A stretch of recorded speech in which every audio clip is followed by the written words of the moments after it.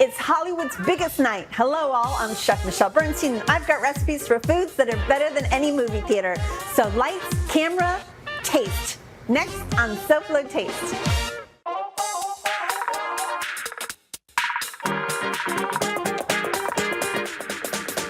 How fun is that?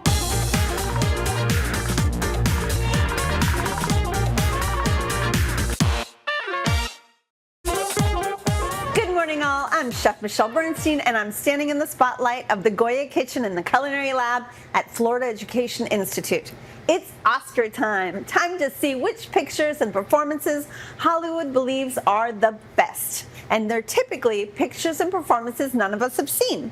No matter, I've got recipes to nibble on when the envelopes are open. So let's get cooking. I think the first thing we might do is to make mini Oscars. How fun is that? I thought I'd bring back the old recipe of the Oscar. Instead of with veal, we're gonna use little tiny filet mignons because we wanna watch the Oscar, not sit at the dinner table while we do so. So everything today is gonna be little perfect pick-me-up kind of foods. A little bit bigger than an hors d'oeuvre or canapé.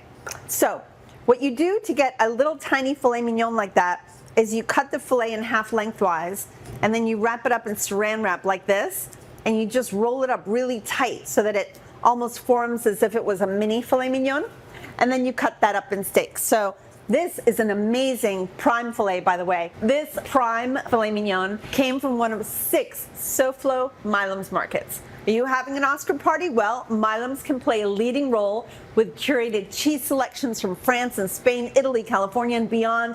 They can perfectly be paired with truffle honey pate, pre-sliced cured meats, anything from their jams and glades. Oh, so good. Complete your Oscar spread with freshly baked baguettes and hearty crackers. It's like having your own specialty shop right inside Milam's. But don't wait for the Oscars. Just have that anytime. Visit Milam's Market in Coconut Grove, Miami Springs, Pinecrest, Sunny Isles Beach, and Coral Gables East or West, or at milamsmarkets.com. And I'll see you at Milam's. All right. Veal Oscar is known to have the most delicious béarnaise, which is a buttery steak sauce. It comes from hollandaise. And béarnaise is when you take tarragon, shallots, black peppercorns, and whatever your favorite vinegar is. For this reduction, traditionally you would use either a champagne vinegar or a white wine vinegar, or if you have red wine vinegar only at home, use that, but don't use balsamic because then your béarnaise will be a really ugly color. So you strain that into whatever you're going to make your butter and egg yolk sauce out of. Once you strain it, you need an immersion blender like this, and a couple of egg yolks go into there as well, and then some salt, and then I have some butter melted right over here. It is on a nice low heat because you don't want it to be too hot. So what you do is you start blending. And when I do this, I'm not going to talk because of the sound of the blender, but basically I'm just going to emulsify the yolks using the melted butter.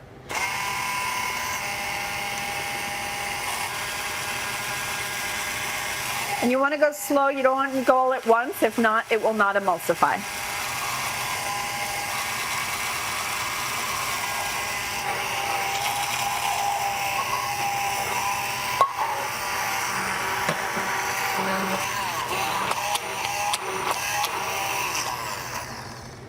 And there we go. We have a delicious, creamy looking béarnaise. And you saw how fast that is. You could wait for the last minute to make it and just keep it over a warm water bath if you want to, because that can really last for hours over a hot water bath.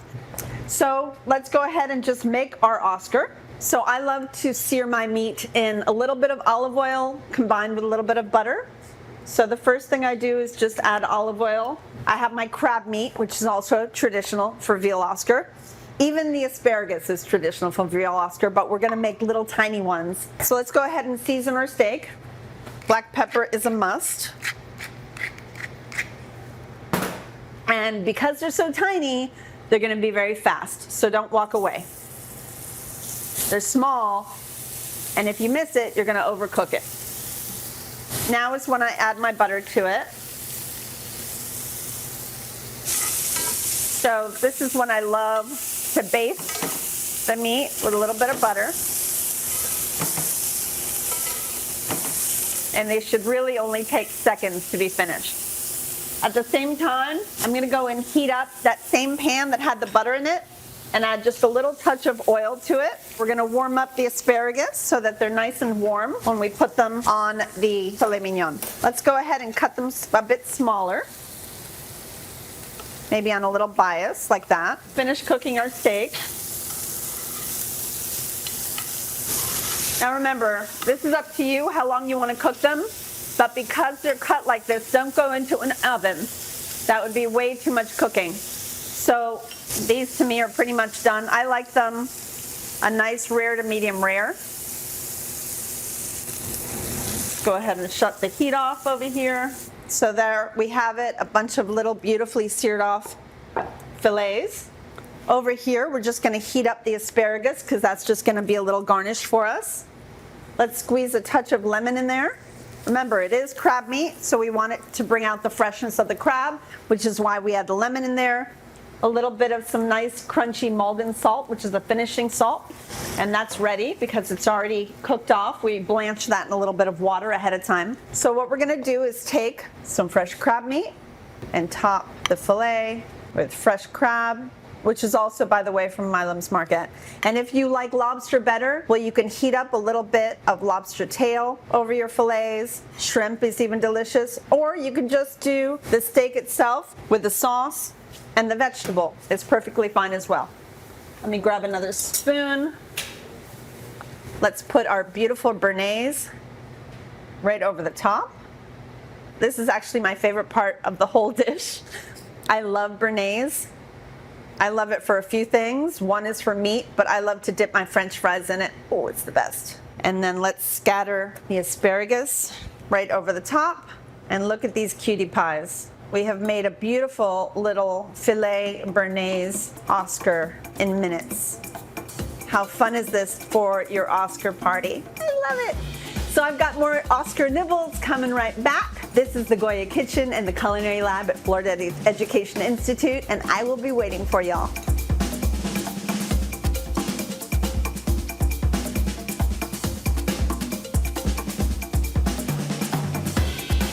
Come back to SoFlo Taste from the Goya Kitchen at the Culinary Lab at Florida Education Institute, here on Local 10.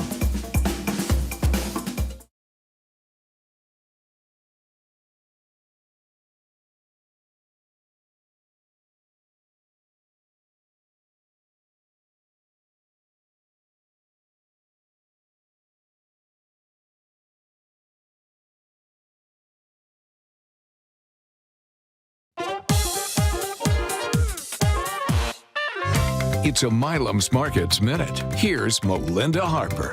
One of the things that I love about Milam's is you make grab and go so easy. If you want to stop by for a quick lunch, maybe grab a salad. Yeah, it's perfect for yourself or if you need to send a lunch for your kids at school. But again, yeah, all homemade here, the sandwiches, wraps, salads. And I'm too lazy to cut fruit myself, so every time I come grocery shopping, which is often, I'm always buying the cut fruit, especially what's on sale. And if you're needing more, we also have a huge platter selection. You can order online or order at the store. We have the big fresh fruit, so juicy, and some cut vegetables. But if you're looking for more savory, sushi, delicious, fried chicken. We have popcorn chicken, chicken tenders, or our homemade tuna salad, egg salad, and chicken salad, all in these little bite-sized croissants. So whether you're needing a quick grab-and-go lunch for yourself or your kids or your family, or you need something larger like one of these big party platters, stop by one of our 6 stores in Miami-Dade County or order online. You can get all of our platters delivered to your door. These platters are delicious.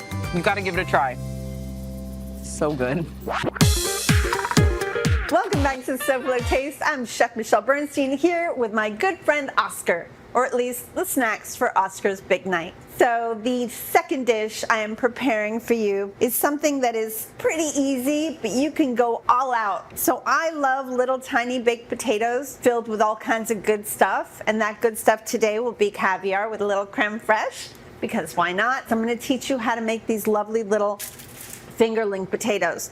So I've got some foil down here, and they're just freshly rinsed potatoes. We scrub them nicely so that you can really enjoy the skin as much as the inside, which I do. Add a tiny drizzle of any oil, really, whatever you've got around, and a really good amount of salt. It's going to stick to the potato not only because they've just been rinsed, but also because of the oil, right? And then let's put a couple more pieces on top of foil and then wrap this up. So you put this into a really hot oven. I'd like to go between 400 and 425, and I have some working now. Let's go ahead and pull that out.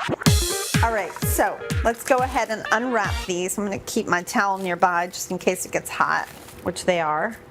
All right, so these were made in the same way. You're basically just developing this beautiful pocket of steam. Let's take some of these off and create a beautiful little plate. That should be good.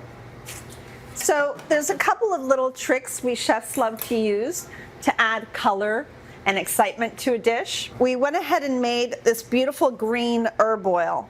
I wanted to really show you the whole method that we do here. So we've taken our favorite herbs for herb oil, which are parsley, chives, tarragon if you have any around. Basil works, but basil turns a little dark quickly. And you get some water to a boil, you dunk in the herbs, and I'm talking for 5 seconds, and then you have to have ice water nearby because you dunk the herbs after you've cooked them for 5 seconds, and then add them to the ice water to cool them off immediately. Squeeze them and puree them with oil. We use regular olive oil for ours, not extra virgin. And then you basically can put it through a strainer. We have cheesecloth here because we're fancy chefs, but you don't have to if you don't want to. You can also use a cloth napkin if you want to, or a towel. And then you get this gorgeous herb oil. And this stays in your fridge for, I think, like 3 weeks to a month. And because it's blanched, it stays beautifully bright. So let's go ahead and make our pretty little potatoes. So like I said, we've got these gorgeous little fingerlings, right? They've been basically steamed and roasted at the same time. Just make little slits in them to start, like so. And what I love also is that there is residual salt that is still stuck to the potato, which makes it even more delicious.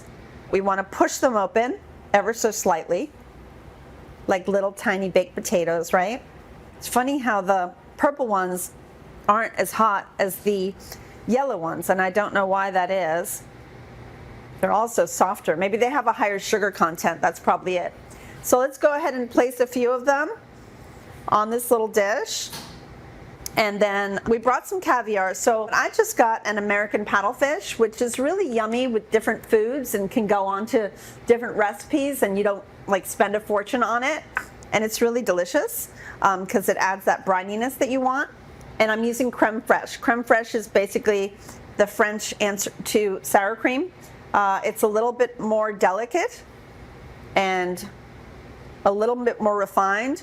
You'll find it in a lot of egg dishes and things like that. It does have a little bit of that tart quality to it. And then we will top each one with some caviar. And again, you can make this how you want to. This can be bacon bits and chives if you want to, or scallions. And then I'm going to take that herb oil and just make a little pretty drizzle, because everything should look beautifully inviting.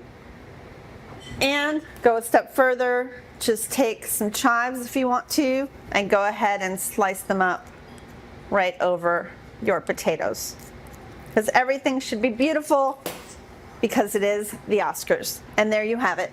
Come right back, but first, I'm here in the heart of Coral Gables and the wonderful Culinary Lab at Florida Education Institute. Hurry to enroll in classes that start in days. Earn your diploma in Culinary Arts, Pastry and Baking Arts, Associates of Applied Sciences, or Culinary and Hospitality Management. Graduate from any of these FEI Culinary Arts programs and begin an exciting new career.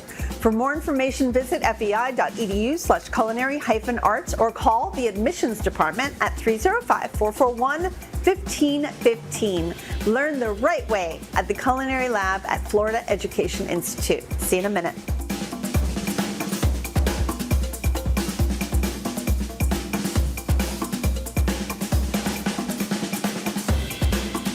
SoFlo Taste will return right after this.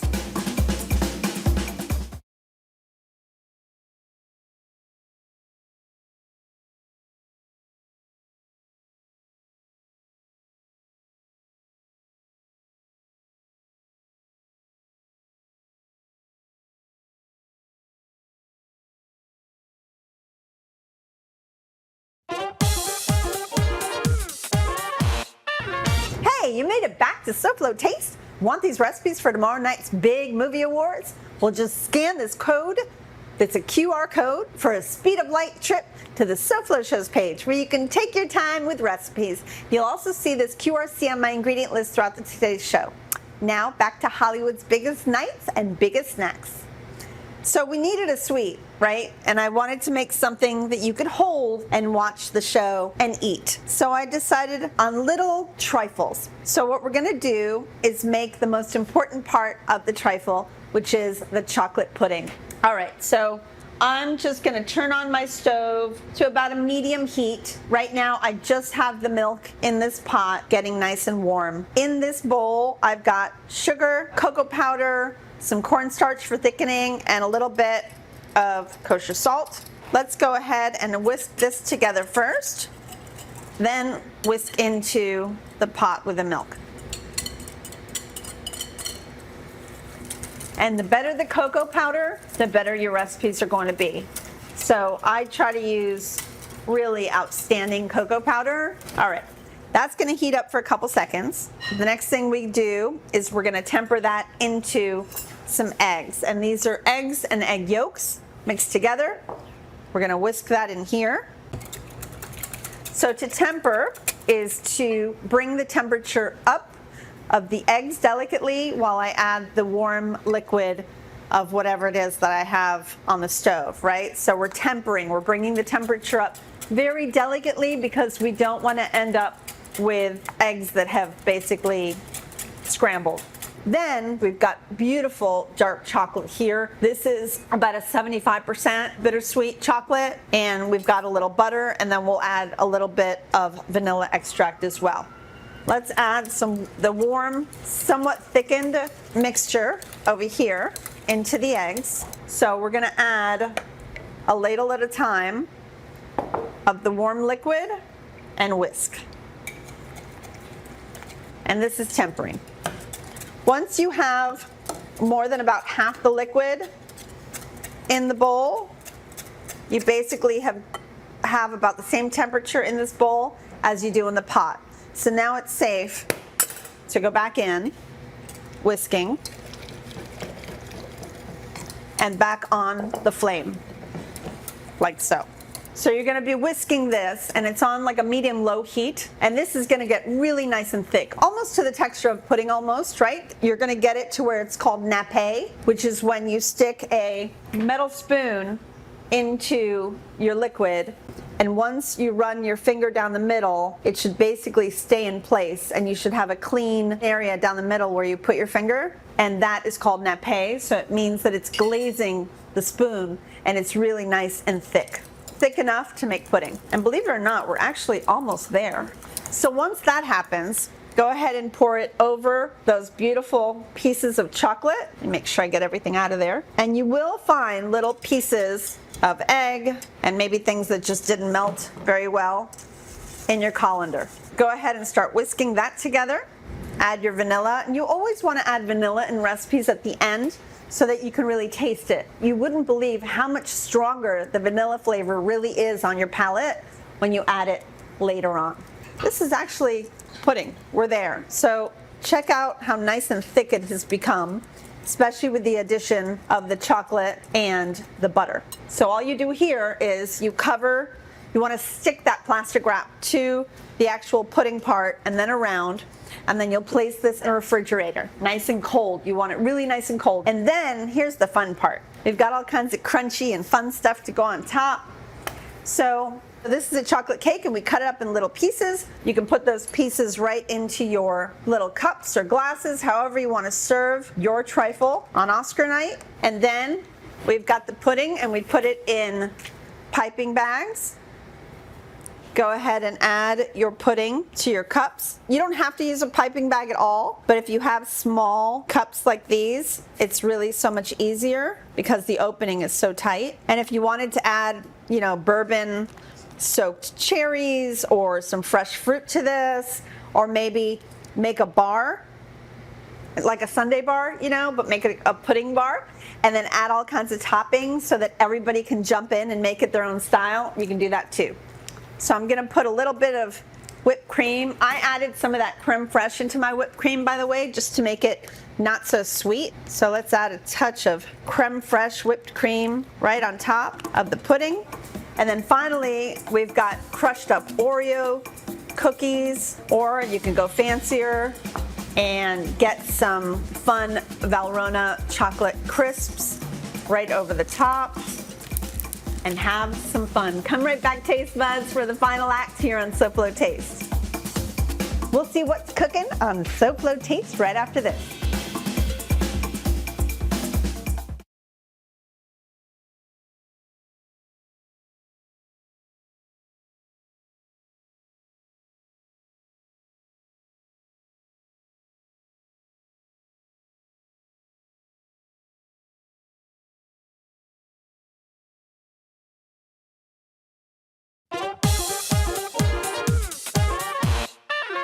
Welcome back to SoFlo Taste, and here we are with our Oscar food. It's been a delicious day. So remember, the more fun toppings you have for this delicious trifle, the better. And when you're making the chocolate pudding like I showed you, chocolate is the most important part, really good quality chocolate. So with some big buzz movies coming out last year, this year's Oscar TV viewership should top 20 million. And if you make some of these recipes I'm giving you today, there won't be many of those 20 million nibbling any better than you. So taste buds, as always, it's my pleasure to make food for y'all. It makes me feel warm inside, and I hope it does the same for you. Have a good week, goodbye, mwah, and good taste.